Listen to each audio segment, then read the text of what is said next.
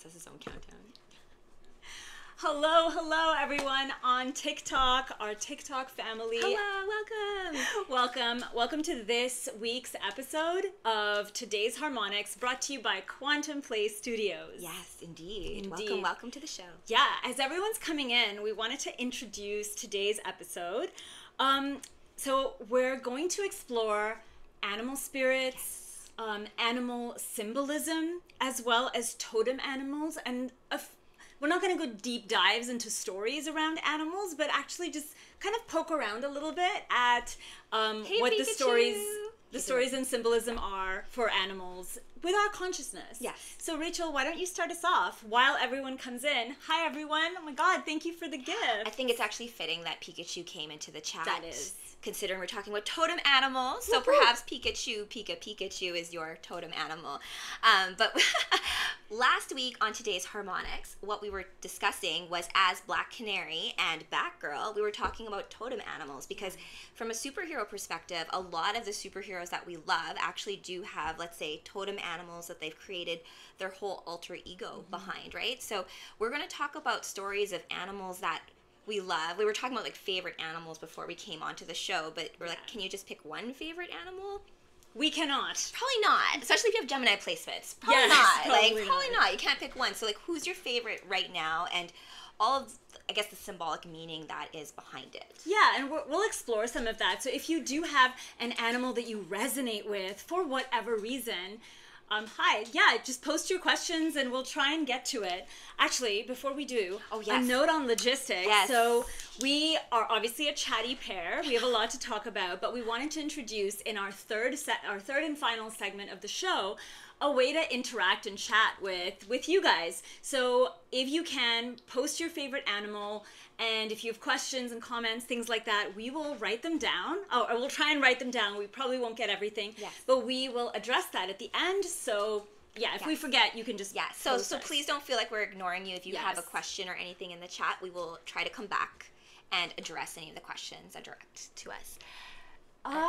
That's not really on our theme, but I don't know. I personally developed the ability to perceive both. If I felt I was lacking in one, I don't know if that answers your question. But let's get back to our theme. Yeah, let's get started. Actually, Okay, so last week, as Rachel said, we were Batgirl and Canary. Actually, before we dive in, do you have a resonance with bats? You know what? Not with bats particularly, but I appreciate, like when we think about animals and our favorite animals, you think about like their characteristics. So what I love about bats is that they can see, they're blind as a bat, but they're able to see in the dark with like sonar or like sound waves. So that concept resonates with me, but what resonates with me more is like when we were talking about getting ready for this show, I was like, I just remembered how much I was obsessed with horses when I was a teenager. So I like, and I feel like that's a common girl thing. Okay. I didn't grow up around horses, so I love them. I didn't grow up around horses either, even though I was... No, but you were from the prairies. Yeah, that's true. That's true. There's horses there, but I mean, like, I was obsessed with like the black stallion, this concept of like Black Beauty. A boy and his dog, and a girl and her horse. And just also this concept of worthiness. So this idea that the black stallion only let one boy ride him. Right, so he's like this wild Arabian stallion who like was super fast, but he would only allow one rider, and so that really like, I love that idea of being like worthy to have that connection. So it's because it's yours, right? So How about yourself? Do you have an animal that like that you resonated when you were like younger, and then like maybe later, or like any of that kind of stuff? I'm not sure. I know when I first started down, like like when I first. I remember having a vision when I sat in ceremony for the first time in a coven. And I think the very first so I had plants as guides come to me first, but the first animal that came was the wolf. And wolf medicine comes to a lot of us as support and groundedness when you are embarking on something new. And after that, I think I've always felt from when I was young a resonance with birds, and this is speaking a little bit to like my astrology sign, which is Gemini. and I have a Gemini stellium. So like winged creatures, bats included, canaries. Floating through the air, traversing realms, all of that wonderful stuff. Yeah. Yeah, so while we're talking about it, if you guys have favorite animals that you resonate or like you completely detest for whatever reason, like please message chat us. them. Yeah, chat them. Throw them in there in terms of like animals that you maybe loved when you were little. Yeah. Or ones that terrified you, right? Right. It's like some people are scared of dogs and things like that. Yeah, dogs, snakes. Actually, that brings me to, like, it's this thing, right? Like, when we think of superheroes, obviously, if you're wearing a sigil of an animal or, like, a mantle, you obviously have resonance. I hope so. Oh, I'd hope. Yeah. On the flip side, we have, you know, like Rachel said, we have animals that we're afraid of, that we might hate. So, like, I had this, like, funny experience with, like, flies. Because, like, they're not desirable by any means. Like, no one wants flies. There is that movie, too, The Fly. Yeah, it's like, horror. Creepy and weird. It is a horror. But I remember just, like, not really caring about them. But, like, I woke up one morning in my apartment, and I must have, like, I don't know what the astrological or environmental thing was, but like I had my my balcony door open, and there was, like, you know, like the mesh, and it was covered in flies. Oh, that's so I'm gross. talking about 10,000, but like not the normal flies. They were kind of like dumb and dull, like they were like walking around. So it was some vibe. Like I had slow to. And, like, they were slow. They were walking. Like, it's like they forgot they could fly. Weird. And so I had to like take like an entire like cloth, like paper towel, and like wipe them off, killing them. And so this took like that's this horrifying, was actually. That's very scary. It was so scary. I had a roommate, but she wasn't home, and I'm like, oh my god. And I basically had an entire afternoon, and it was so gross, and I had to deal with this like fly situation. So like so it took like a whole afternoon, and then there was a few flies that like made their way into my apartment, and they were walking. And so I just like sat and I like followed this fly on its walking journey, and I've had a weird past. You know, I had some health issues. I was a hermit for like 3.5 years. So when your life is this, because just life forces you into things, then you're massively entertained by a walking fly. Hey. Anyway, I learned it's medicine, which is they come to humans to tell, or like a lot of animals, to tell us what is like kind of like emotionally rotten and stagnant. Okay. And if you think of where like maggots and flies grow, they grow out of like they're an outcome of rotting. So something is not appropriately like purged or composted, and like they oftentimes it's weird because I'll go into our emotionality, but because flies fly, they're winged, it's actually our mental constructs. So things in the mind that we actually haven't digested and processed in life. And at that time, that was absolutely where I was at. As you mentioned that, you're talking about rotting and how like flies come to that. I was just reminded of this concept of gifts. Ooh. No, you're good. Okay, good. But gifts in like astrology, for example, where you know like every sign is a shadow and every sign has a gift. And if we think of trines or in your chart where you have places where you have gifts, and this concept of fruit on a tree, and if you don't pick the fruit, it rots. It rots. So it's almost like a fly would come to you to say like, hey, maybe you're letting your gifts rot, and maybe you should use them. Yeah, right. I so love maybe that as an idea. As you were talking, like, wait a minute. Yeah, maybe there's a little message there for that. Yeah, no, for sure. And like it's this thing, right? A lot of people are like grossed out by worms, but like without worms, you wouldn't have soil regeneration, and we would literally starve. True. Right? Like all part of the cycle. Like, exactly. It's all part of the cycle.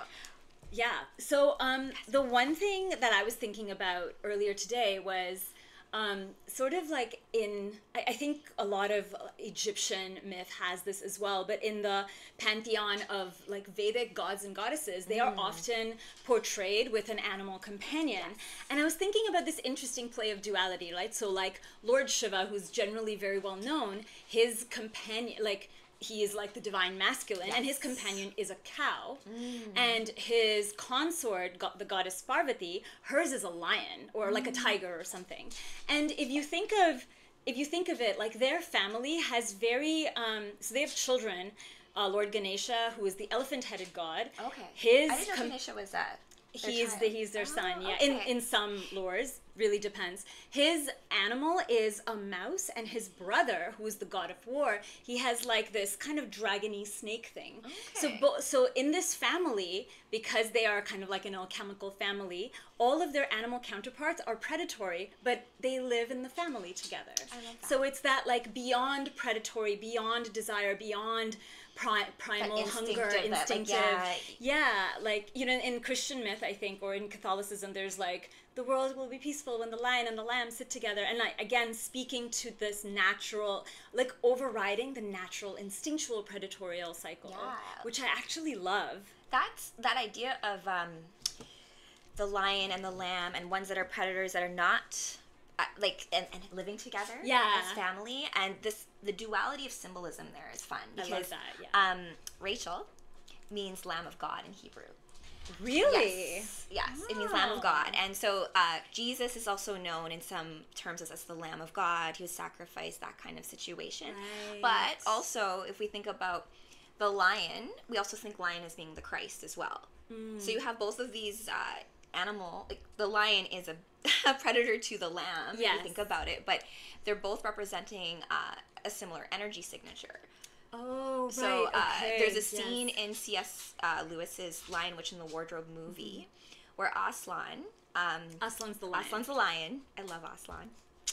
But the symbolism of his, like, C.S. Lewis was very Christian. Yeah. And so he put a lot of Christian myth embedded into it. And so with Aslan in the movie, he does like a willing sacrifice. He lets the evil beings, the orcs in them, strip his hair, shave him, and let him sacrifice him, right?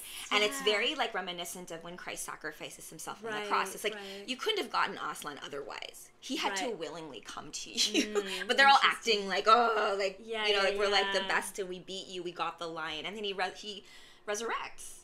He comes back, right? So that mythology of like the lion, and Leo also is related to the sun. So if we think about like the sun mythology and your heart and the Sacred Heart of Jesus, and so all of that can kind of interweave with the concept of animal symbolism. Oh, I love that so much. I mean, you probably know a little bit more. Actually, why don't we start with this?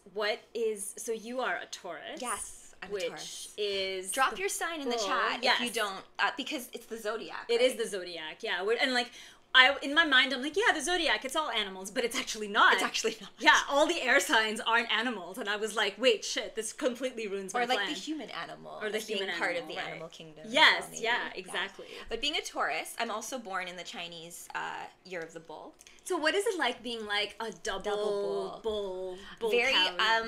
You know what? I am very stubborn and very set in my ways, and so that idea of like being a bull, I do resonate with the idea of. Even when I did project management, like I will get it done. Might take me a long time, but I'll get there, and I don't care. Like I'm just gonna like push. But the learning of like my Gemini moon has been to be a bit more flexible in that, and not to be so bullheaded about things. Pun intended. Yeah, pun totally intended. So she's pointing at me because I'm a Gemini. Yes. And in Chinese zodiac, I'm a rat, and so I didn't know this, but this is interesting. Yeah, I'm a wood rat. Oh, okay. So like liver, gallbladder, and stuff. But like I actually didn't know this, but there's a little story around the Chinese zodiac. So like a king was like a king of a land was celebrating something, so he invites these 12 animals into a race. Okay, and it's like whoever wins this race is it all the animals in the Chinese? Exactly, all the animals of the Chinese zodiac are in a race. So like, which is super unfair. Like the dragon and the pig. Like, what is this race? The dragon could probably just teleport. Yeah, right. Anyway, so the mouse or like the rat is like, obviously, I'm not gonna win this. What the hell? But, and this is like a lot of the symbolism of the rat in Chinese medicine. It's like, who is likely to be the fastest and not give up? And so like the race starts, and the rat just like jumps on like the dragon, crawls along the dragon, jumps on the bull, and like when the bull is, and just coasts basically. And then when the bull is close enough, the mouse runs and scurries. And therefore, the wheel of the Chinese zodiac starts with the rat. That's crazy! And it's in order. It's like, and so like the bull kind of stops, the tiger tiger kind of takes I did not over. know it starts with the rat. It starts with the rat. Oh my gosh, we're totally Springtime. soul family. Yeah, You're we like really are. Oh my god. And I was like, this is a terrible story for anyone who's a rat. Like, manipulative, deceitful. No, you know what though? Like, I was doing an RPG. Like, I'm doing. Oh wait, do we have? It's all about the TikTok. Hi guys. Oh, you guys are so sweet. If you are just joining, Yes. What Aria mentioned at the beginning of our talk is that if you have questions or comments, please do throw them into the chat. We are going to address them like at the end-ish of this conversation. End-ish, yeah. In segment 3, we're trying to have like an audience engagement segment. Yeah. Also, if you are just joining us, please let us know if there are animals that you resonate with or you feel a little repulsion or fear with as well, or if it's available to you, if you know like the animal associated with your zodiac, because we love to dive into that. Yeah, exactly. So where are we? So you were talking we were talking about our astro animals. Oh things yes, like that. astro animals. So Gemini is Gemini associated with any animals? Birds, I guess, like the actual it's like the twins, right? So it's like humans. Twin anything, I guess. Twin anything, yeah. Or like the way I see it is like 2 wings of a bird or like a pair of snakes, like the caduceus. Yeah, that could totally work. And I think also the myth behind Gemini, I think, is almost like having one twin who is earthly and one that is divine. Divine, Castor and Pollux. Yeah. So that concept of like in yourself, you're also that. Yeah. So same but different. But actually the thing that I feel I'm super, because Rachel has a lot of knowledge about this stuff, is the Greek pantheon and the anthropomorphs, because this little Anubis here is Rachel's. Thank you for pronouncing that word because I didn't want to. Anubis? No, Anthropomorph. What's wrong with Anubis? No. This is my little Anubis. He guards all of my spell jars, and so being in Libra season too, right? The scales, another zodiac sign that's not really an animal, but if we think about Libra and the scales and weighing your heart against a feather, Anubis oversees that, right? But in the end, when we think of judgment, remember these are just like conduits for things, and so only you really make that judgment, right? The divine in you. Exactly, and he's just there to kind of like oversee it. Yes. And I think also like Anubis's heritage, there's a lot of animals in the Egyptian mythology and also in the Greek mythology as well, and also like Hellenistic stuff where when those myths interwove with each other, right? And so I don't know what Anubis's counterpart would be in Greek. Can you think of anything? I have no idea. Because he's more of a doorway, right? Like, yeah, exactly. So if I think of this is a good segue into other animals that deal with like the doorway between worlds, such as crows. Yes. Yeah, and what else? Oh, Cerebrus, Cerebrus, the guardian, the 3-headed dog, right? Like so this is like the spirit part of it. Yeah. So if we're thinking about vision quests, or if you in dreams have a particular animal that appears to you, like in Batman Forever, right, where that bat's flying towards you, right? It's so this.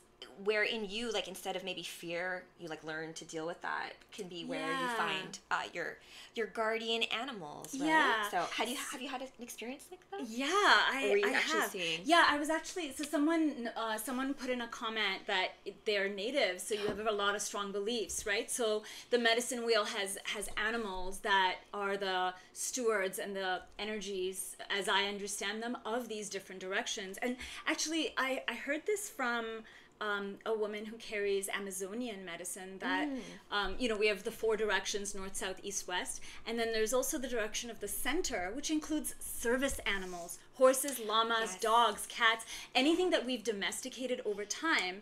And these are animals who have come with the specific mission to support humans support humans as brothers and sisters through the consciousness journey. Yeah. And like I love that. Guys, like animal guys. Yeah. And like it's not to say that like jellyfish or dolphin is like there for its own selfish reasons and is not there to help us. Like that's not what this means, but like animals that we have commonly domesticated in the pursuit of progress as we understand it. Yeah. But like progress and consciousness are not the same thing. Yeah. But I remember hearing that, and I was in circle, and I was just so shifted. Like something in my center relaxed. Yeah. I love that. Yeah, but someone mentioned ravens. You wanted to talk about crows and did. dragons. Yes, because that is because you guys know I'm working on a comic book, right? Yeah. I'm working on a comic book called The Dragon Warriors, and dragons, from a symbolic standpoint, especially in Western world, are like bad, evil. And in Eastern myth, they're actually venerated. That's what the Shinto temples are all about. Any freshwater body is a dragon. So, but dragons are also considered traversers of realms. They are, yes. So that also comes with it other animals that are known to be that, such as crows and ravens. That's why in The Crow, his name's Eric Draven, right? Oh, right. His name is Eric Dog. Draven. Of course. Yeah. And then Sailor Moon. Original Crow. Yeah, not original this Crow, not the Crow new one. bullshit. No, I love you, Brandon Lee, forever. R.I.P. But all of those birds also, if you think like Odin and his ravens, as well as Sailor Mars has two crows with her. They're named after the moons of Mars. Yes. So this idea of like there being your other eyes as well. Yes. And yeah. In not Lord of the Rings, Game of Thrones, warging with your animals. So I feel like with Oh, ravens yes, and crows yes, is an element yes. of like being able to like have their sight as they go and traverse the realms and report back to you. Yeah, I think Odin's crows were called Thought and Memory. Ooh. Yeah. Ooh. And like, Ooh, I love that. yeah, and so like it's interesting, right? Because like crows, like they're very intelligent, but as far as birds go, they're actually highly mental. Like they're always trying to like figure out what's They up. do look like that though. When you like, see a they crow, look they like- literally sound look like it. Yeah, it's like if I'm ever walking by a crow, I know I'm interrupting something very important and busy. It's like this thing. Yeah, exactly. Yeah, they're like, yeah, it's like wow. Because I heard this one. I think the story comes from like the Viking lineage, but like the job, like the consciousness in crow consciousness, their job is to sort of like archive everything. So they come, they see, they take note, they're sort of like the APIs that are like transmitting human, divine, and from the underworld as well, because they can. That's where they go. They can Yeah, go in exactly. there, get some intel, come back, let you know. I'm really into this comic called Sandman, and he has crows, right? Oh, you're in Like, good company. I yeah, think too. With like that. and like it's amazing, and his crows, like they're always helping him, and they're like they go in between the dream realm and the under, like they just they go everywhere because they can. Not to say that like a hummingbird can't, but like.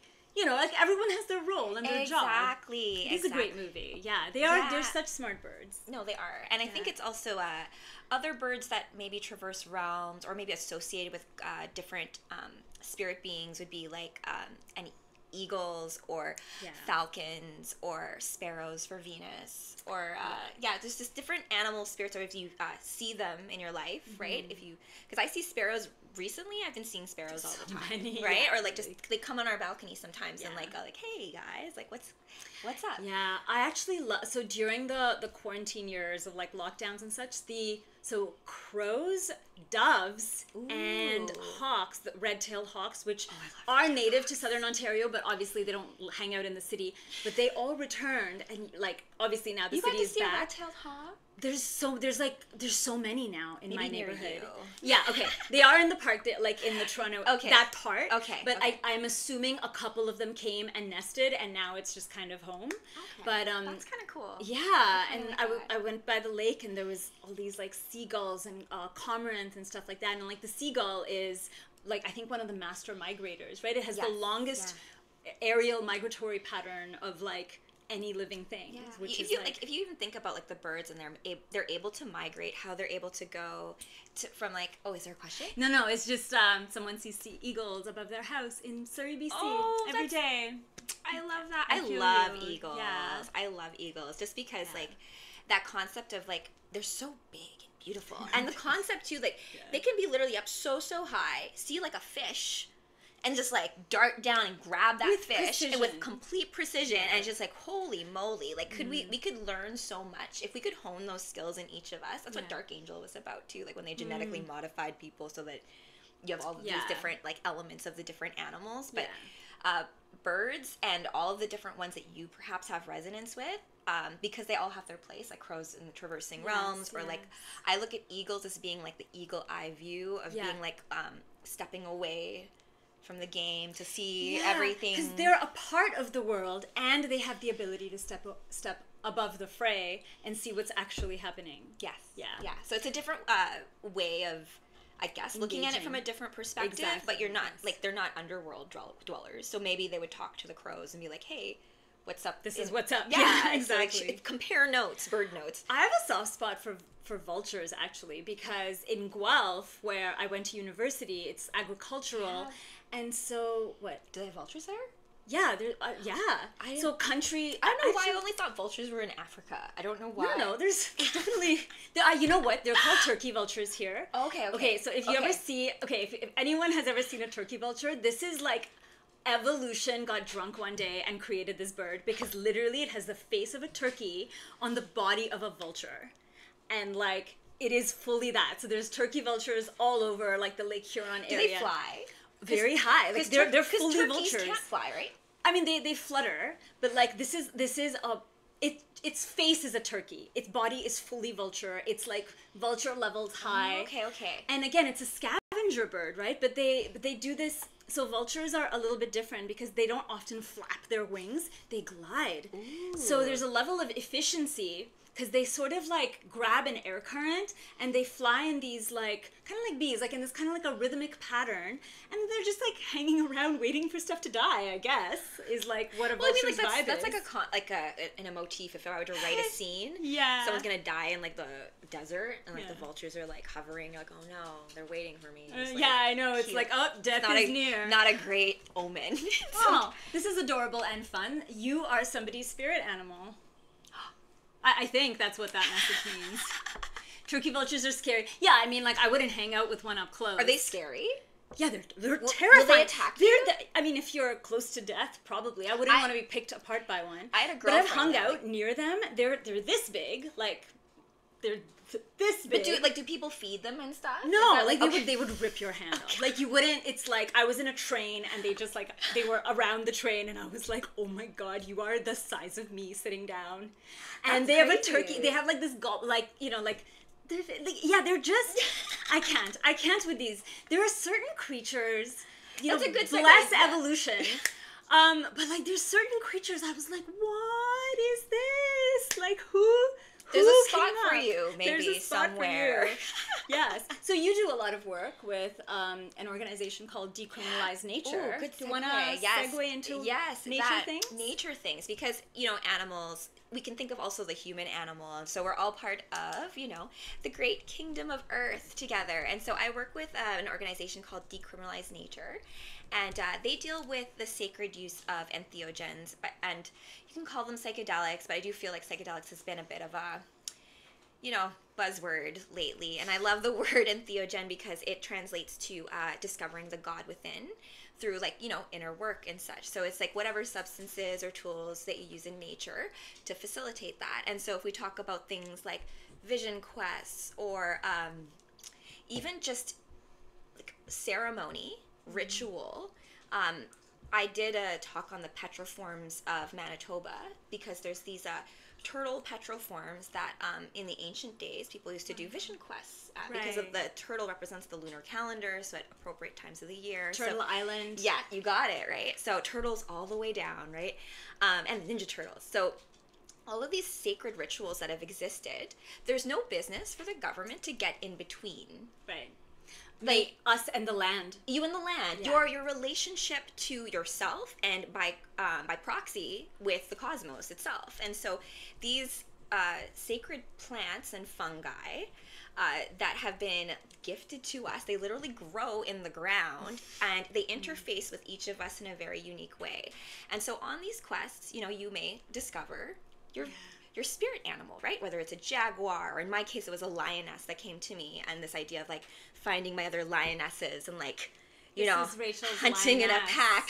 My lioness, my malachite lioness, because malachite's supposed to be about like shattering untruths and gossip and things like that. And so this idea of being lioness-hearted comes with, and that came to me in a vision quest, right? So the idea with Decrim Nature, I'm doing some stuff with them going forward. I'm doing a show for them, actually, a podcast. I'm going to be producing their podcast. Oh, amazing. Yeah. Wow. Yeah. So what an honor. Yeah. So it'll be fun because they primarily deal with the States, but they don't have a lot of Canadian stuff. But we're going to work on that. Yeah. Because if we think of legality, it's the same across the board. You just shouldn't, people just shouldn't be persecuted for exploring their own consciousness. Whatever method that is, be safe, but we can build in ways for those to have guides and facilitate that kind of stuff so it can be done in an actual safe environment, not in a way that's like just shoved into a therapeutic model that doesn't actually work. Yeah, and I actually agree with this comment. You are a strong lioness.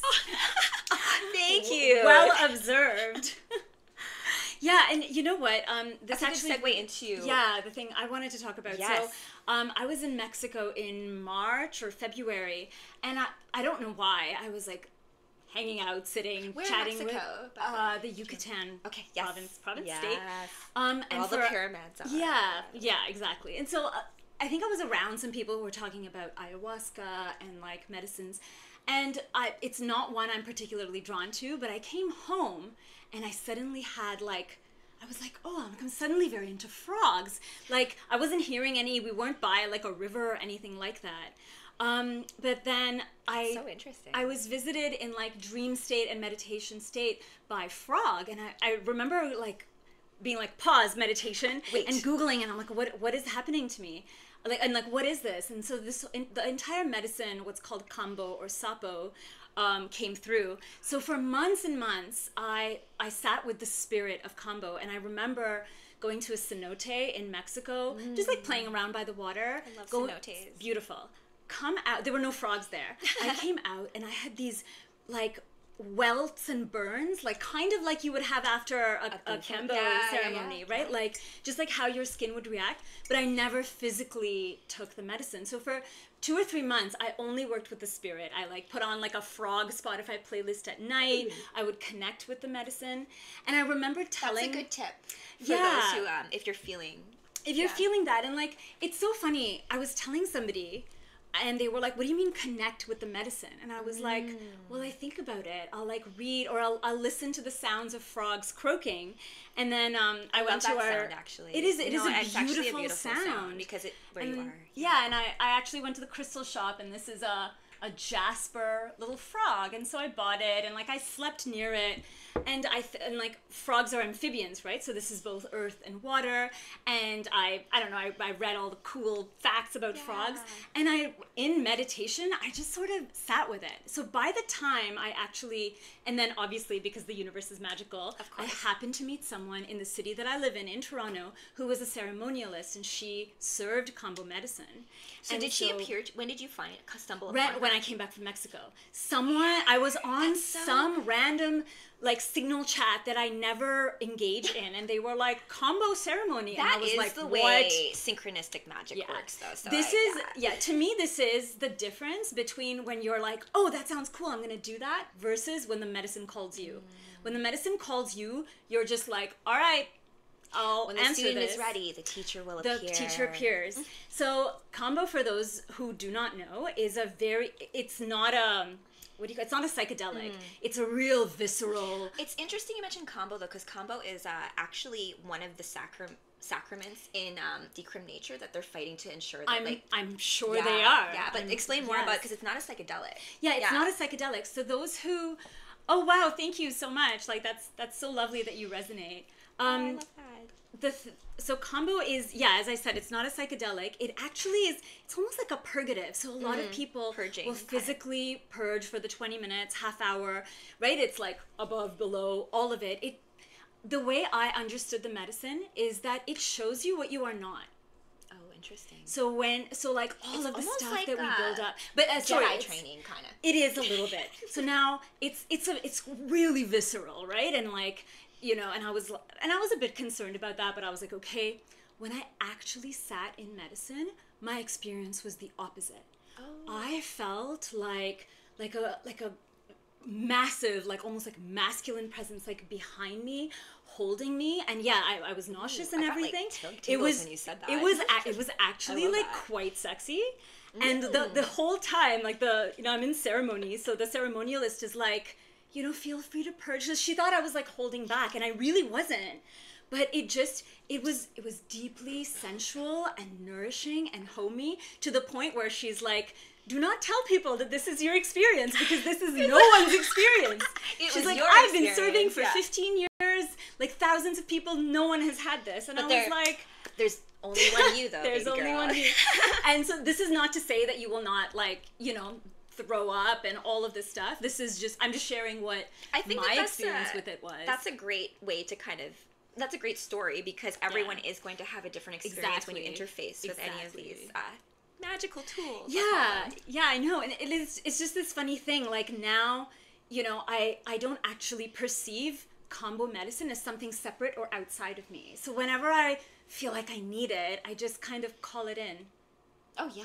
Right? Oh, and like I do the same with plants and herbs and stuff like that. Like I'm traveling soon. I'm going to India. I'm not going to take all my 17 like herb, you know, like with me. No, I'm just going to take 5, and I'll like choose the 5. But whenever I needed something, I just sort of like pray on it. I remember how it feels in my body, and I kind of breathe into it. And because of my like very Gemini sensitivities, I'm able to like receive the medicine of it even etherically, which I think is like, again, like that happens to be my gift. It's not everyone's experience. But I remember I was in a coven circle once, and everyone was like, my jaguars and butterflies and everything was coming.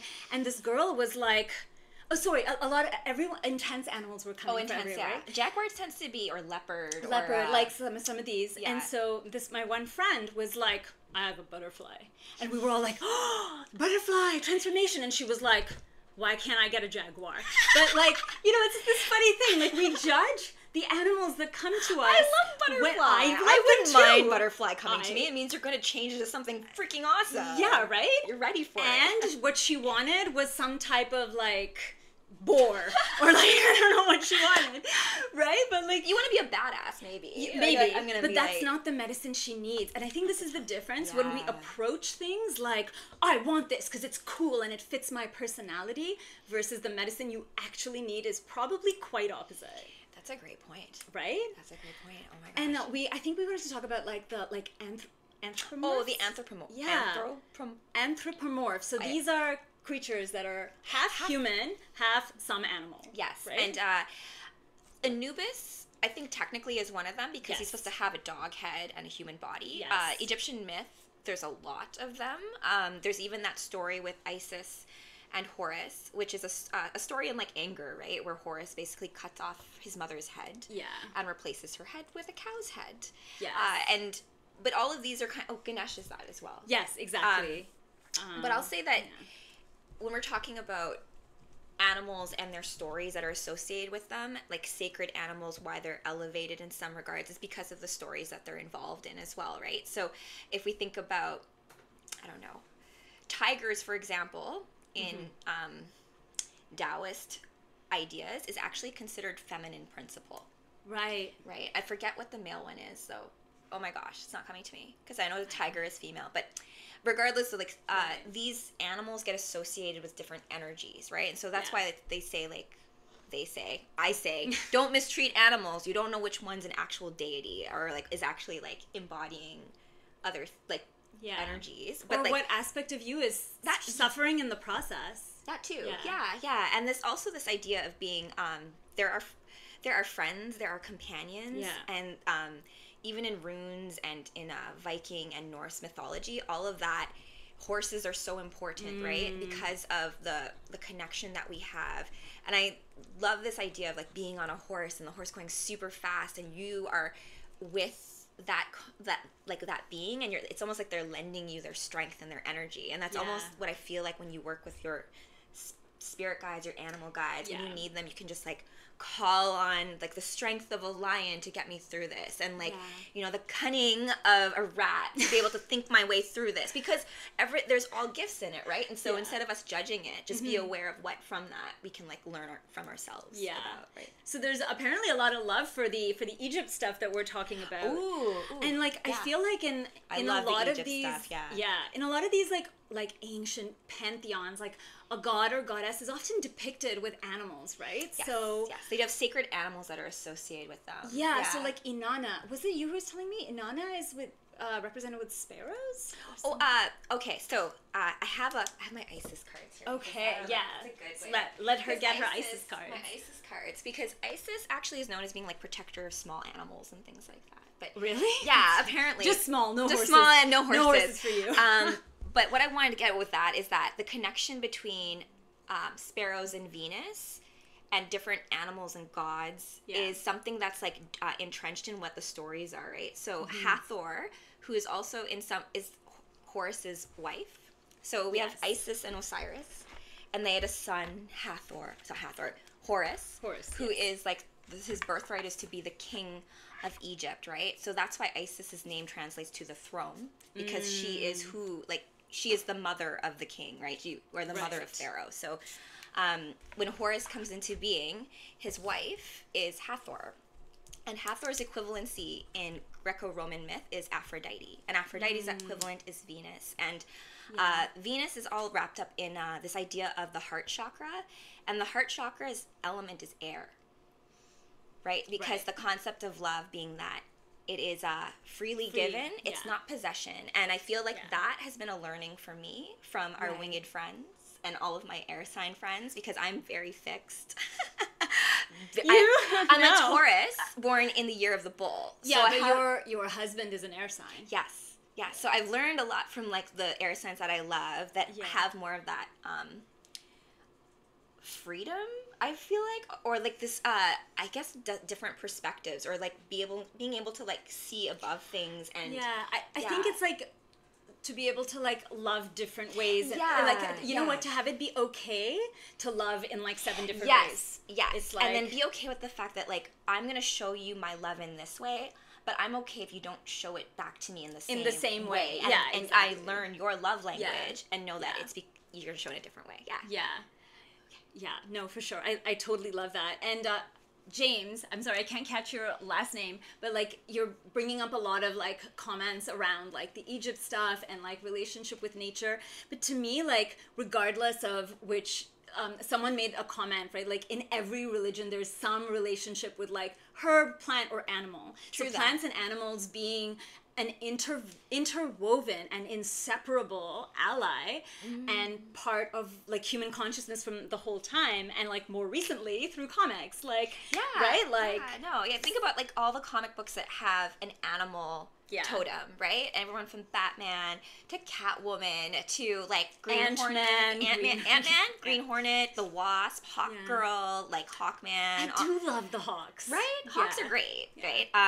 Dove, Black the birds Canary, of prey, the birds of prey, literally like, the birds of prey, right? And so like all of this idea of like you can call upon and invoke the strength of these different spirit animals when you need them, and like.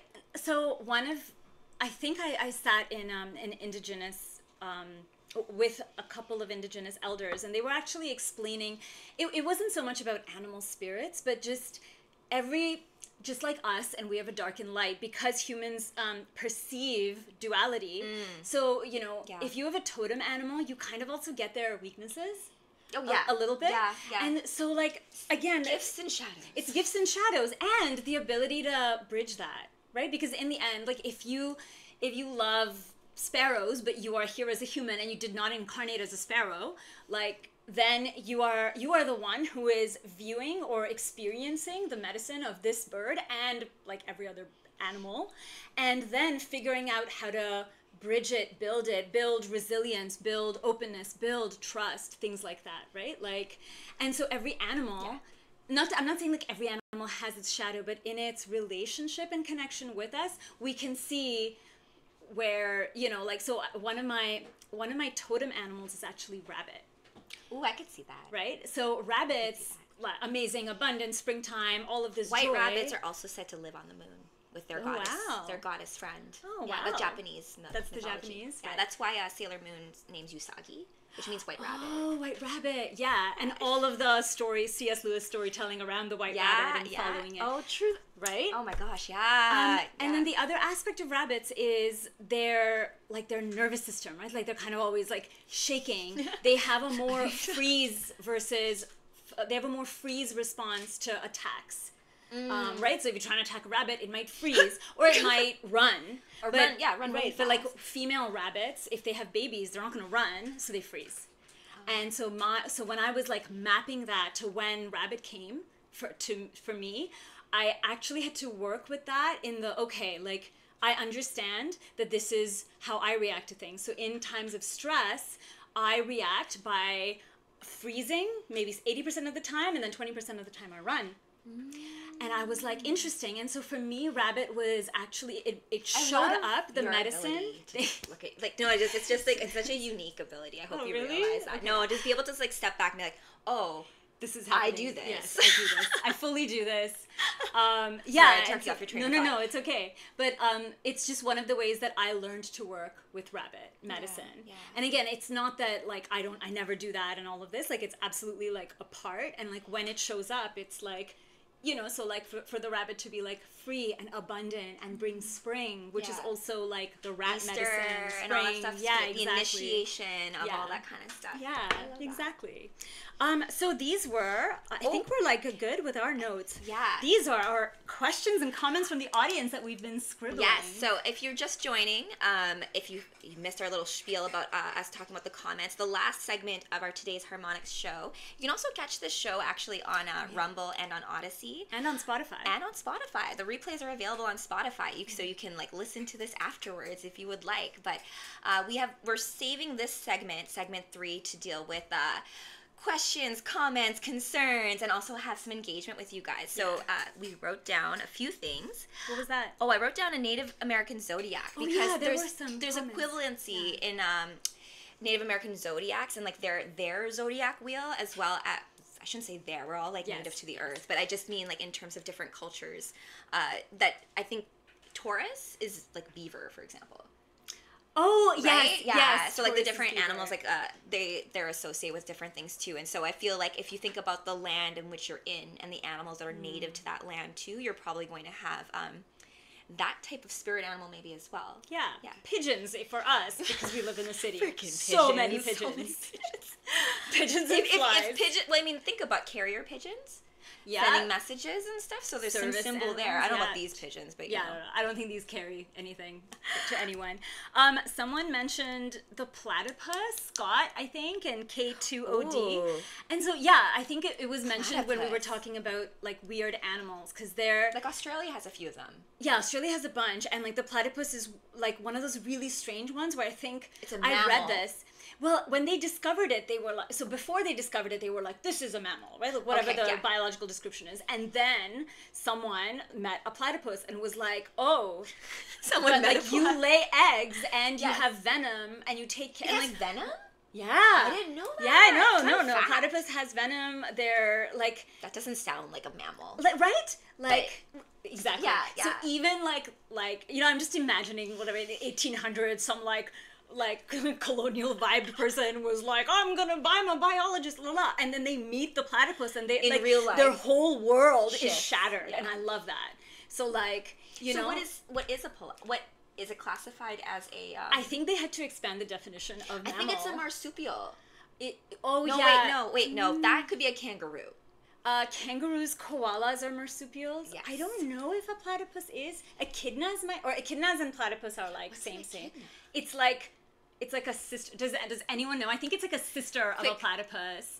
Platypus has fur and nurses its young, and it's a mammal. But like I think the weird thing is, so it is a marsupial because it has a pouch situation. Okay. And they have babies, but there's like a thin... So platypus embryos are born with a tooth. I actually just watched a video on this. And so they don't have like an egg like a bird would. I love that you watched a video on this and someone brought up platypus. So, someone did. Like, I am like super... For a while, I'm like, I'm going to let my freak flag fly with platypus medicine. But like, so they're born with a tooth because it's not exactly an egg. It doesn't have a hard calcium It's like shell. A leather. It's like a leathery leathery thing. shell. Yeah, exactly. From what I remember. And so the baby has to like break out of the shell and then just like hang out in like a pouch, but then it's not a kangaroo and it's not upright. So their entire mechanics are just... Yeah, so like if your spirit animal is a platypus, like you are here to just live out all of your whatever you consider strange or things that you should repress so that society can evolve and expand its definitions. Yeah, this you're is how you're going to be the initiator for that novelty. Yeah. And there's different ways of how, like, reconfigurations of, like, different traits of things, I think. Yeah. And new ways. Oh, this was the other weird thing. They don't have like nipples to feed their young. They have a milk patch. So the baby, so that you know how their bill, yeah. So they have to like. It's like a flavor patch. It's exactly like that. But like literally every it's like everyone has like a nipple to feed their young except for a platypus. That's how funny. Strange is that? Oh, actually, you bringing that up in Australian animals, like my dad's South African, right? And my father is also South African, but they were both big rugby people. Like rugby is like big in my family. I played rugby in high school, that kind of thing. But sports team names are usually named after animals, right? Or some are at least. And my dad's rugby team, when he was in Winnipeg playing like leisure with the guys, was the Wallabies. Wallabies, right? Yes, Wallaby. They are a wallaby ate my baby. I don't know what that's from. What? That's from something. So that's weird. from something. I don't know what. Someone, if you remember, a wallaby ate my baby. It's from something. Yeah, I'm not making that up. That's I believe it. Yeah, I believe it. But I was like, why did you pick the wallaby? But it's because Australia loves rugby a lot too, and they had a lot of Australian guys on the team, so they picked wallaby. But a lot of sports teams will pick, the Broncos and like, the Penguins. The Penguins, yes. Mighty Ducks, I think. Yeah, exactly. Yeah. Thank you, James. That's so sweet. A dingo ate my baby. A dingo ate not a wallaby. Yeah, I was like, that just sounds. Thank you for that. Thank you. Thank you for that correction. It's from Seinfeld. Oh, okay. Dingo. I have not, this must be like one of the episodes that I have not seen. Yeah. Or I was like, I didn't watch that episode. I just know that because of like, someone else gave me that cultural reference that I got wrong. Clearly, I didn't watch enough Seinfeld. A wallaby ate my baby. Now this is what I'm gonna think of. It's gonna be like, remember that time where a wallaby ate your baby? No, it'll know what we're talking about. Great. Yeah, no, for sure. Love it. And James, thank you for all your comments. He was commenting on how he's been wanting to listen to stuff about nature and like the love and joy of that. And that's I'm glad you found us. Yes. Yeah. And it's this thing, right? Like so Rachel and I know each other because we both worked in the hospital here in Toronto. And again, we were like surrounded by a lot of like tech and devices, and we both worked in tech for years. And there was, a lot of people who also loved nature and things like that. Yeah. But like after a while, I think after like I started to change, I understood what people were saying. They love leaving the city, going out, in nature. But it's this funny thing. When you say that, it's almost like nature is something separate and outside of you. Like, this is nature. Yeah, this is nature. Yeah, these crystals are nature. And again, I'm not saying like you shouldn't go out, like obviously, but it's this. But I started realizing that I am the one, like in my mind, I create a difference or I create like a separation. Nature is tree, animal, whatever. It's over here. It's over here. And then like I'm somewhere over here. Right? And the separation is like, it's kind of by design, right? Like cities aren't really known for their, but it's this interesting thing. So I started, it's like whenever I had these cravings for nature, I would actually use it for a while because I didn't have a car. I couldn't leave the city. I was unwell. I was like, okay, I'm going to connect with my body. I'm going to do acupuncture. I'm going to, and like, I'm going to like draw, like again, drawing a bath in your bathroom in a city apartment is not nature. Like and that's not what I'm saying, but it's more the spirit of connection and relationship to like recognize. And it was just, I remember it being very important for me to cultivate at a certain time. And that actually helped me with my listening ability, to learn to listen to plants, listen to like the spirit of Kambo without having to ingest it, having a very different experience with it, learning to like work with crystals and things like that. Yeah. And again, it's not everyone's experience, but I just remember this being a very important part in my journey as well. To your point about having that craving for nature, but being in like a big city and not having it be accessible, and then to your point, yes, we are nature too, but it can feel really noisy here, right? And really like distracting to like connect, right? And so I recommend you guys, like anytime you're anywhere where like you're on top of a mountain or you're like out in a big field, because I've used to do this a lot in Winnipeg when there were wide open spaces and you could just bike in any direction and there would be nothing but you and the sun and the horizon and like the field, right? And then just kind of like stop for a moment and imprint how you feel and where you are in your memory and where you are then, so that wherever you are, wherever you go, you can always come back to that exact moment and remember how you felt. Yes, it's like taking and then a you just go back. Yeah, it's like taking a selfie, but in your inner quantum self. Yeah, and you're making like a time-space coordinate for you in that memory, so that when you're like, ugh, I feel really like run down, and then just go take your bath. Yeah, go inward, and you go there. And like if you find what Rachel is saying like unapproachable, it's actually not, because you probably do it. It's we are used to doing it when things are bad or problematic, right? Like go back to a conversation that we had, or like 17 years ago, my dad made me feel that guy who cut me off. Like, right? Like we tell all these stories about moments in time where we have an emotional imprint on something negative, and what Rachel is very like wisely seeding, and if you guys are open to hearing it, is when you have those moments like top of a mountain, winter's day, crisp, any like awesome moment, and you're just like, oh my gosh, this is so good. And then like just hold on to it, because you can forever. And like one of the aspects I think of feminine wisdom that is difficult for everyone, men, women, everyone, is to actually receive the moment that you're in. Right? Not so like think in the future, not think in the 10 future, million years, or not like grab your phone and like I should tell. You can do that, but before you do that, it's like actually like, what if when you were out in the sun or out in the rain, you actually drank it in? What if when you were like playing with your pet, or like you saw a beautiful bird or an animal, stop it, and then just this right now, like this little show right now, right? This moment in time space, forever. Yes, I know. We do love each other a lot, so. So that's, and also with spirit guides too, are also when you're having those vision quests, those moments, oftentimes you'll have a bird fly by. Yeah. Right? Or you'll see a cat, or you'll see like, and that's also like another way, like, oh, like a sign of like, how the universe is working with you, for you. I think this was like, I think it was something like Gabor Mate said once, and it was, it may not have been him, but I remember hearing it, and I absolutely loved it. And it comes from a lot of the native philosophies, like, because so many of like the native traditions are so embedded, like nature, they are not separate from nature, right? Like they just aren't, and they live like that, and all of this stuff. And one of the reasons he said it was important is because in the vast chaos of life and cosmos and earth, you always know where you are when you are in relationship with every being around you. Right? Like the trees, the plants, you're never lost. And like imagine that. Like it's a common thing we say, like, oh, I'm so lost in my work, or blah blah blah. And it's like, wow, like what if that was the vision quest? Like, I'm lost. This is not about money and job satisfaction and my address and where I live or the car. True, maybe those things are important. I'm not saying they're not.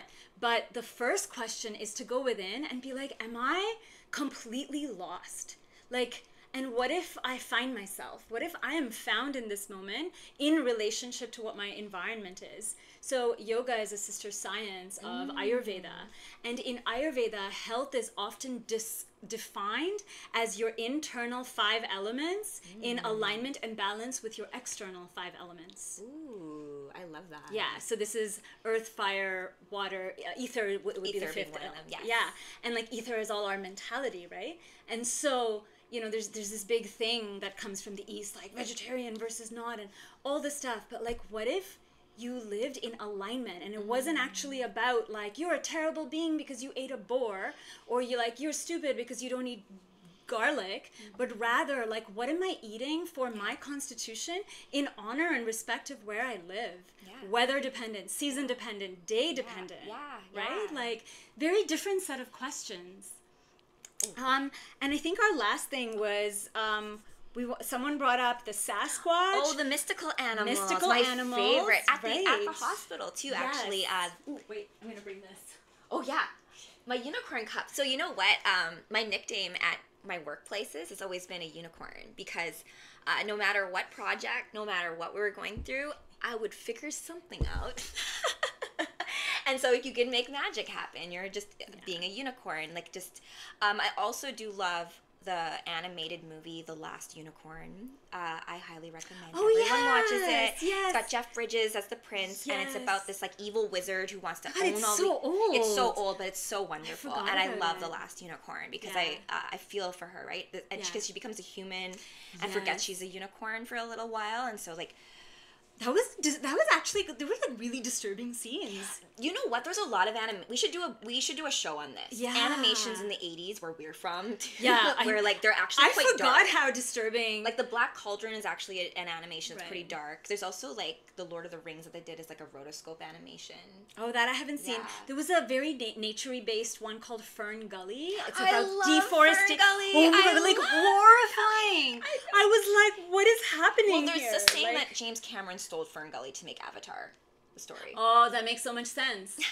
Oh my gosh, I see it now. That's what that's yeah. apparently the story, but I don't know for sure. But I loved Fern Gully, and oh my gosh, who was the Smog again? It was the same guy who is Benedict Cumberbatch? no, Tim Curry. Oh, Tim Curry. The voice. Was it Tim Curry? I don't know. I haven't seen In Fern Gully.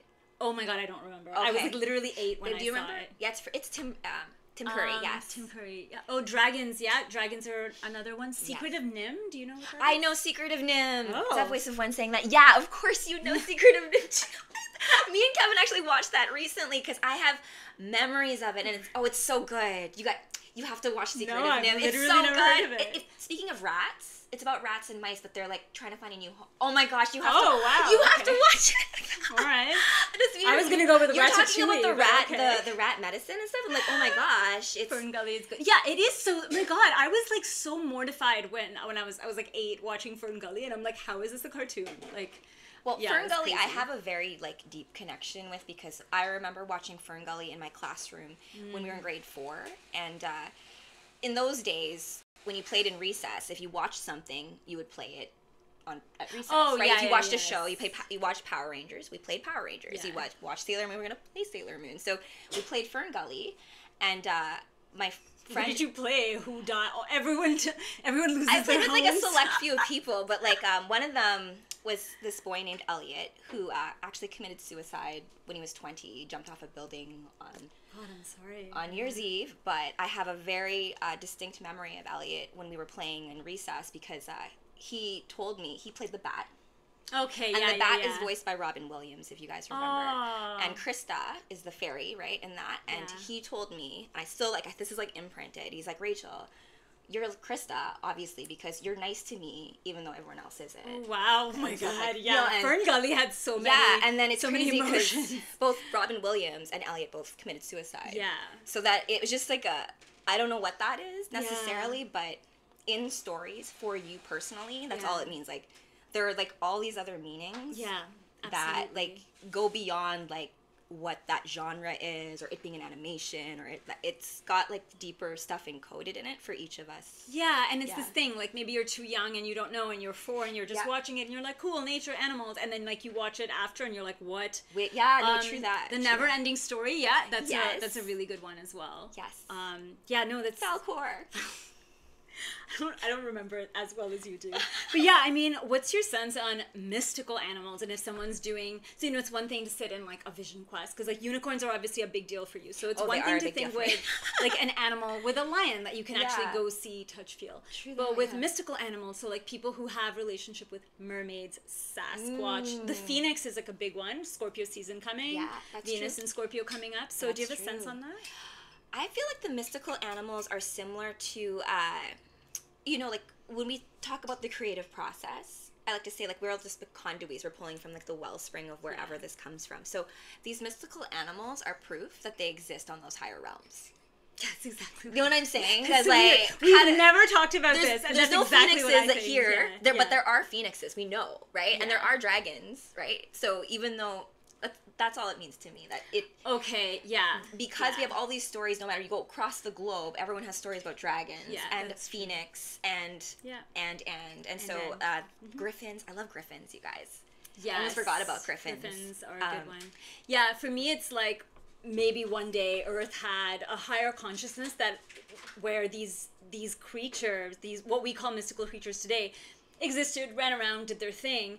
When consciousness fell, as it did, like during the time of Kali Yuga, during like when we were very far away from the galactic center, their essence is too light, so they kind of only show up in dreams. Like they only show up in their etheric or through stories. Yeah. And then when we reascend back up, however that spiral goes, we'll have like other animals, hopefully like roaches, will go away.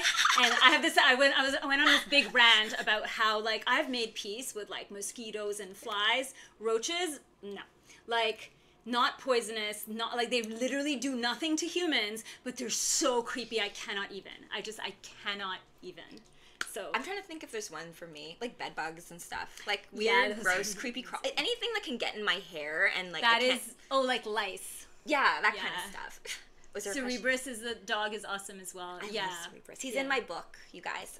So Rachel is writing a book series called The Dragon Warriors. Yes. And in because it deals with stories, right? The first book essentially is like the stories of Mount Olympus have been taken over by an evil queen, and so we have to go in and like get the stories back. But in my most recent book, the one that is in the now, and it features you, Aria. She actually goes on a mission with my hubby and Brandon Lee, actually, and they go into the underworld. And Cerebrus I cannot pronounce Cerebrus sounds like cerebral too, he does. Interestingly enough, he is heady. Yeah, 3 heads, right? And so he's guarding the gates of hell, but like something has happened where like it's not right. So he like works with. He's great with that. Yeah, I thought we'd have to like battle him. Yeah, she's like, oh, he's great. And then she's like, no worries. He's super friendly. He's a friend, you know. You just gotta come right. Yeah, and it's this notion, right? Like the same thing with like a new like cat in Greek myth. I think cats are the guardians of the underworld. Sorry, in Cerebrus is a dog, so that's Greek myth. In Egyptian myth, cats are the guardians of the underworld. Yeah. And like the notion of a guard, and it's interesting. Cats are very sacred in Egypt. And it's this thing where when you're like a doorway person, like a doorway animal, a liminal space kind of animal. Yes. Like your job, like you can go in and out of realms, but there's like a heightened responsibility, which is why I think dogs and cats, because they're actually in our homes as service animals, have a much more sort of like potent medicine, right? Yeah. So like. I just came back from this retreat at Mount Shasta with some sisters. Actually, it was like an Isis priestess gathering, and a few of them commented. Today we had our post temple integration call. Fun. That like they came home and whatever, they were going through their emotions, integrating, and their animals fell really sick. So someone's dog was like throwing up, someone's cat was peeing completely out of character. And we were speaking about how, like, that's so neat. Like, nothing changed in their walking or their feeding cycle. But whatever these women are going through, the animals are assisting, helping in their own way because they kept house for her while she was away. So, like, in terms of, like, support, allyship, sisterhood, like, sister brotherhood, whatever, like, that connectiveness, like, how support, I think my truth is, I think if all of us actually felt from our heart space how supported we actually are in our loneliest and darkest place, like, your head would explode, which is amazing, so that, like, a more connected head can grow. And, like, the vultures can like eat the old head and like whatever. Now I'm getting gory. Well, speaking of like that Isis myth too, of like Horus in anger cuts off Isis's head and a cow head grows in its place. Yeah. That's just one rendition, and so it's just a matter of like the new selves and like aspects of what that means of the animal, like thinking about things in a more symbolic, metaphorical kind of space as well, and not get so caught up in like, well, it's all bestiality. It's not. That's not really what it is. It's more about like it's this higher way of dealing with what the energies and how they interact with each other. For sure. There is a comment here. The ocean scares me. Like the hunters for sharks. Like great white. Oh yeah, I have a girlfriend of mine. She's like, I won't go in the water because of Shark Week. I'm like, I don't know if Shark Week was so like. Yeah. I love shark. I love the concept of sharks. Like, think about how, like, evolution wise, like they're like, badasses of the deep. Yeah. The Jaws is scary. Like those. The Jaws is scary, but like, you know what? I actually for a while delved a little bit into Inuit myths, which are obviously very ocean heavy. Yes. And like, when we think of like weird story tales or like a Germanic story tale about like witches eating children, like this vibe, Inuit stories are like intense. Really bizarre. They're obviously all water themed, but I know very little about them. I read some stories and was like, I don't get it. But my sense is that this is the ocean of unconscious, right? Like the depths of the ocean, like how deep our emotions go, how deep, you know, like the furthest edges of space is cool to us because a lot of our like sci-fi has been around how cool space is, but how scary sharks are, right? Like it's this weird. But you know, so, like some of its narrative, the sea and the cosmos have a lot similarities. Yes. Well, symbolically too, right? Yeah. Like Sailor Moon. Yeah. Translates astronaut translates to star sailor, right? Yes. So if we think about like being a sailor and the ship and the seas and so they're called space ships. Yeah. So the depths of the ocean is typically where they would do a lot of training, right? To be able to go up into space. Exactly. They're simulating that, like. Yeah. And like I think a lot of people have like a fear of the water, a fear of drowning, a fear of tides. So like I grew up by the Arabian Sea, which at certain times of the day is known for its like very intense, like those rip tides that pull you out. But like obviously those of us who live there, we're like, obviously we don't go in the water at that time, right? Like you just know, I think if you live by the water, obviously tourists didn't, but there were signs and things like that. But the fear of the ocean for me is kind of like a fear of like depth within. And like maybe there's a good reason, right? Like we repress and store all of this. It's sort of like in the real world, like if you're drinking from a plastic bottle, that's going to end up in the ocean. So all of the garbage that we don't process in life, like on actual Earth that ends up in a ball near Texas in the Pacific Ocean or wherever, you know, wherever, that happens because it like as within, so without, which is the Hermetic principle. It's reflected. So we do that. Too. Yeah, and I wonder if it's more like we are afraid of what we'll actually find there. Within and in the ocean with this giant ball of plastic. I think about like Scorpio season too. If you think about like the depths, right? Like what is going like in the deep waters, right? So the water is an unknown place. Yeah, and for some people that's like exciting, and like for some people it's peaceful, and for some people it's terrifying. Yeah, like for example, for a little while there, me and my hubby were watching like these videos where like people go splunking or like cave diving. Oh yeah. And I'm like, why would you ever do that? Why are you going into that little cave and like it's high tide and low tide? You don't get out before the tide comes and you're just stuck in the cave with the I'm like what? But some people are called to that. Yeah, that's what, like, that's their thrill, and like I totally like. I feel like it's someone's sanctuary that I'm invading, and by someone I mean like whatever corals and like there's certain like I like the idea of them. Like, do I love photos from Nat Geo? Like 100%. And cenotes, right? The idea of being under the ground and having water and like it.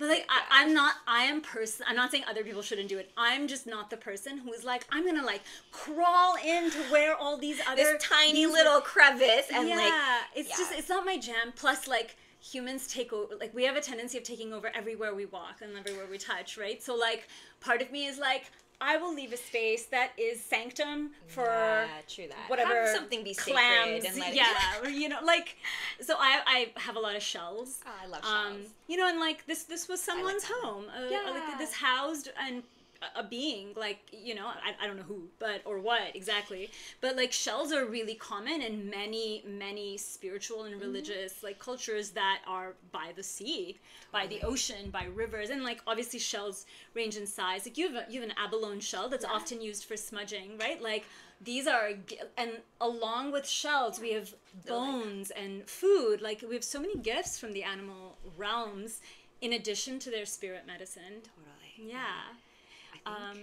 I think we're pretty much done. I'm gonna see. Oh, thank you guys. Wow, you would like my shell. It's massive. Cool. Yeah, I love it. Grandmother. Oh, that's beautiful. You would love my shell. It's massive. Gave to me from. Oh, your grandma gifted you a shell. That's beautiful. I love any gifts like that. Whenever you have like, even like this is a gift from Aria, right? My pink amethyst wolfie. And speaking of like wolf spirit creatures, like I know you resonated with wolves earlier, and I did, yes.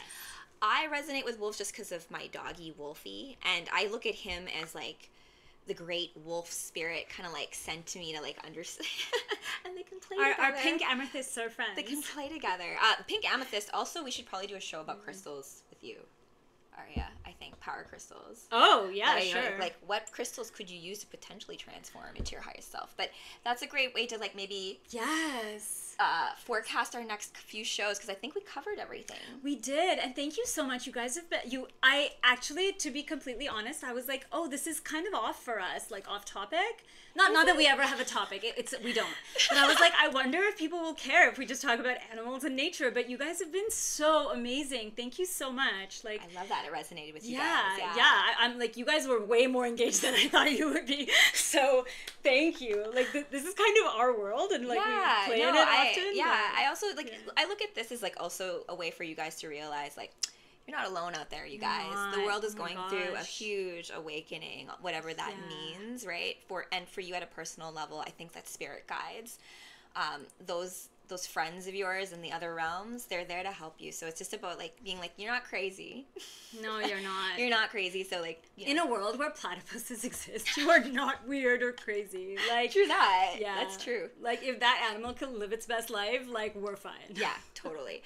So I guess next time, I think it's a rerun. It's a rerun episode next week. I will put something out there to see maybe if you guys have an opinion over what episode we should revisit. But yeah, we'll think about that. Think about it. Yeah. So we won't be on TikTok for the next 2 weeks, actually. That's true. I won't be. Yes, yeah, I will be, but she won't be. But I know you'll miss her. But she'll be back. I will be back. Yes. And we will probably talk about, I don't know what is in our schedule necessarily when we're back together. We will circle back on logistics. Come back. And everyone in Rachel's network and community, this is Rachel's TikTok channel. Thank you so much. You guys are like so amazing. And please give Aria a follow if you haven't yet already. I'm Aria_alchemy 0. Yes. No, 8. The number is 8. Is it 8? Aria_alchemy 8. Ooh. Like the lemon skate. Lemon skate? Anyway, or that infinity. Is my TikTok. Infinity, yes. Infinity. Let's go with that. I love 8. Yeah, yes. It's the infinity on its like on its side. Yeah. Yeah, mine is more of a channel of like herbalism and like weird vinegars that I'm making that are botanically inspired. I think you have a lot of people who would love plants, your weird vinegars. Lots of weird vinegars and stuff. Okay, they're not weird. They're just like botanically inspired with indigenous herbs. I think that's great. But I think also good, because that's what you're getting for Christmas. Yeah. But I think also too, and you go live on Mondays, right? I go live on Mondays. Yeah, so if you want to catch her stories and tea time, you can do that on Monday evenings at 9 p.m., I believe. Yes, I actually moved it to 8 p.m. Oh yeah, thanks, James. It's Aria, ARIA_alchemy, the number 8. Yes. And I also am getting all my ish together as it comes to the shows that we have at Quantum Play Studio. Studio, not studios. I've been trying to like make sure, like, studio or studios? We're studio, Quantum Play Studio. And so singular. I am working on show development. So this is our show. I'm hopeful that like Aria will have we can blow out other shows as well. In addition to, I'm doing a show for Decrim Nature coming up. It's going to be like, I think a bi-weekly podcast just about like entheogens and like members in the community and all communities. Will you be doing that on TikTok? Huh? It will be on TikTok, nice. Yeah, as well as on Rumble and Odyssey and on Beam. So we'll have all of those links in like one place so you can get the replay.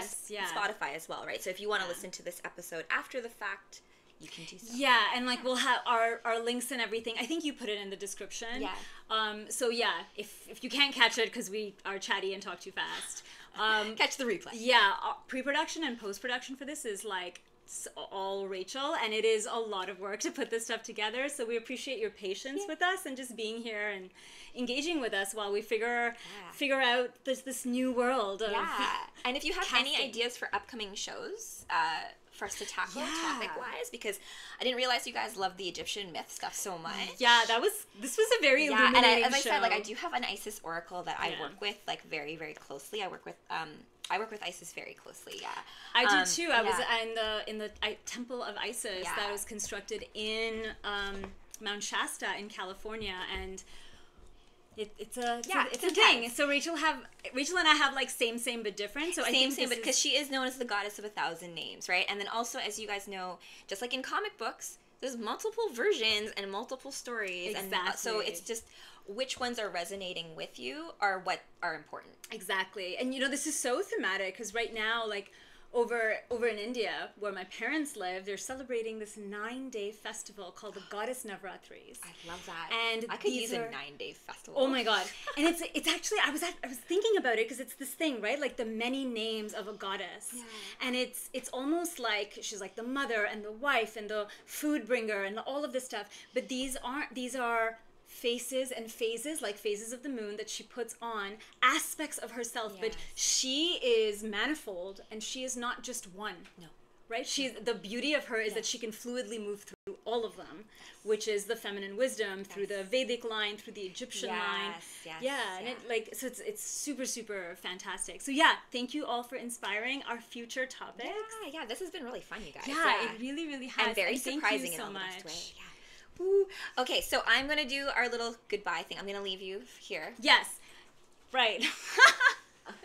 Just to turn things off. I'm gonna turn everything off. So we're gonna do. I'm gonna get us off this one, and I'll come back. Yeah, I'll do that. And if you want to email us ideas, our email is todaysharmonics with an S at gmail.com. And if you're just interested in topics you want to explore, we'll do it that way. Thank you so much, and I really, really appreciate all of the gifts and the hearts, and you guys have been such a pleasure to hang out with today. Have a gorgeous day.